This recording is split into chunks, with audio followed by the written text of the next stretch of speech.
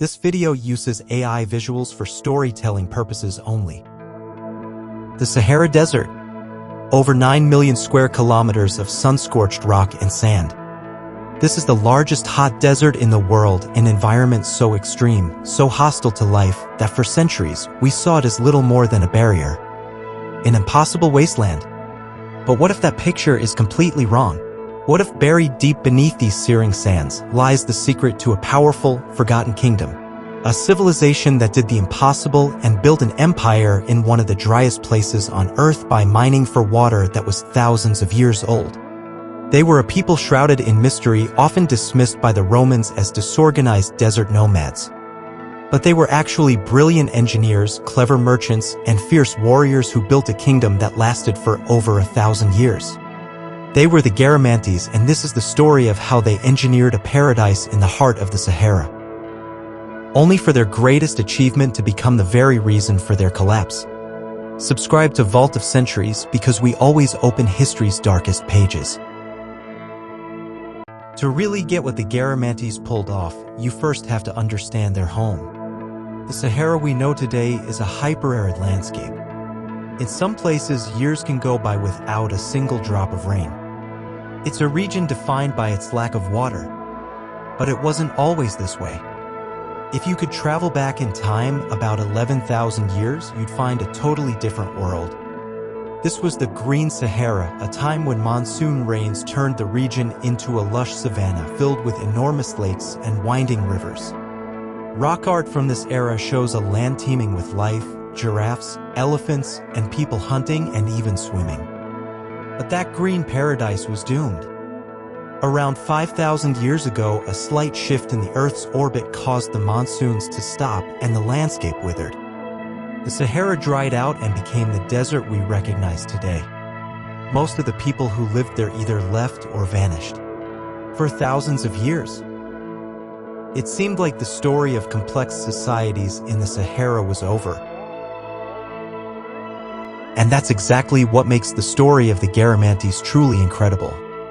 They weren't a product of the Sahara's green and fertile past. They didn't emerge during the time when this desert was filled with lakes, rivers, and forests. They rose to power long after the rain had vanished. In fact, they built their civilization in a time when the Sahara had already become the harsh, dry wasteland we know today.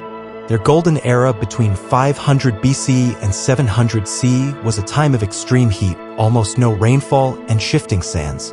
While most would have found this land uninhabitable, the Garamantes did something extraordinary.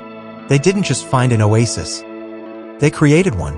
In the Fezzan region of southwestern Libya, this unique group emerged, a people the ancient Greeks and Romans called the Garamantes. For many years, historians believed they were just nomads or desert raiders. Herodotus described them as fierce and wild. And Roman writers painted them as little more than troublemakers from the desert. But today, thanks to archaeological discoveries, we know the truth is far more fascinating. The Garamantes were not chaotic raiders. They were builders of cities.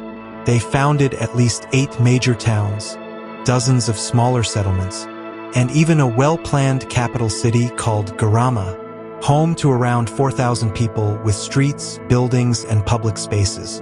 Their kingdom stretched across over 180,000 square kilometers, a vast empire deep in the desert, without a river to rely on. Even more impressively, the Garamantes developed a written language, complex social structures, fortified buildings, and pyramid-shaped tombs that still stand today. But how did they survive without rivers or rain? Here's where their greatest achievement comes in. Beneath the burning sands, the Garamantes discovered something most had overlooked: ancient underground water. Trapped deep in the ground from the Sahara's greener past, using brilliant engineering, they built an underground tunnel system known as foggara, a vast network of canals and shafts that brought this hidden water to the surface. This allowed them to farm, grow palm groves, and build entire cities, right in the heart of the world's largest hot desert. So while most civilizations thrived near rivers, the Garamantes wrote their story in sand. By creating life where none was supposed to exist, they did something incredible.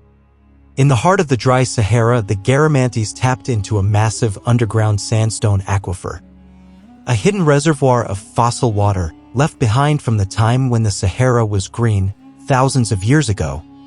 To reach this ancient water, they built a brilliant system of tunnels, known as foggaras, underground passageways that slope gently into the water table. Powered entirely by gravity, no machines, no pumps. But building them wasn't easy. They dug tens of thousands of vertical shafts, some nearly 40 meters deep, under the burning desert sun, often using slave labor to do the dangerous work. Over time, they created more than 750 kilometers of underground channels, enough to support farming, villages, and entire cities in the middle of the desert. But unlike the Persian qanats, these tunnels tapped into water that couldn't be replaced. Every drop they used was gone forever. With that precious underground water, the Garamantes achieved the impossible. They turned the desert into farmland. Using foggaras, they irrigated the dry Sahara and grew wheat, barley, sorghum, date palms, olives, figs, and even grapes, producing wine in one of the hottest places on earth.